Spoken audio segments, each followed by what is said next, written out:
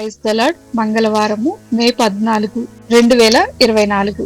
ఈ రోజు దేవుని వాక్యము, మీ దేవుడైన యెహోవా కరుణ వాత్సల్యములు గలవాడును శాంతమూర్తియు అత్యంత కృపగలవాడునై ఉండి తాను చేయనుద్దేశించిన కీడును చేయక పశ్చాత్తాపపడును గనుక మీ వస్త్రములను కాక మీ హృదయములను చింపుకొని ఆయన తట్టు తిరుగుడి. యోవేలు గ్రంథము 2వ అధ్యాయము 13వ వచనం.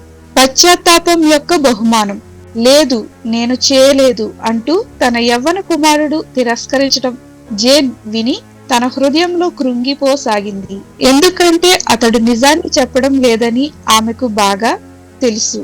ఆమె సైమన్ ని తిరిగి అడగడానికి ముందు తన మనసులో దేవుని సహాయం కోసం ఓ చిన్న ప్రార్థనను చేసింది. అతడు పదే తను అబద్ధమాడుట లేదని తిరస్కరించడంతో తను ఏమీ చేయలేక నిస్సహాయంగా తన చేతులను పైకెత్తి ఇక నా వల్ల కాదు అంటూ ఆమె అతని వద్ద నుండి దూరం వెళ్ళుటకు నడవసాగింది.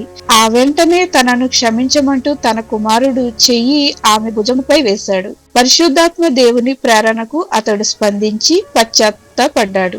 పాత నిబంధనలోని యోవేలు గ్రంథంలో దేవుడు తన ప్రజలను తమ పాప విషయమై నిజమైన పశ్చాత్తాపము నుండి ఆయన వద్దకు తిరిగి రమ్మని పూర్ణ హృదయంతో ఆహ్వానిస్తున్నాడు.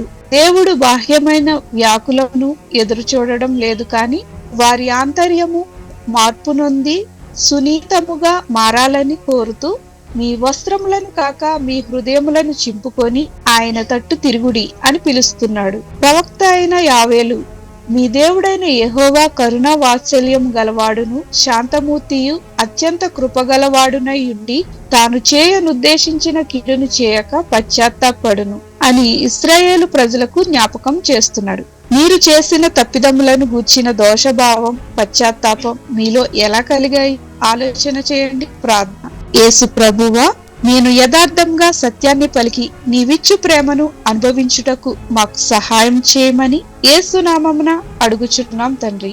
ఆమేన్.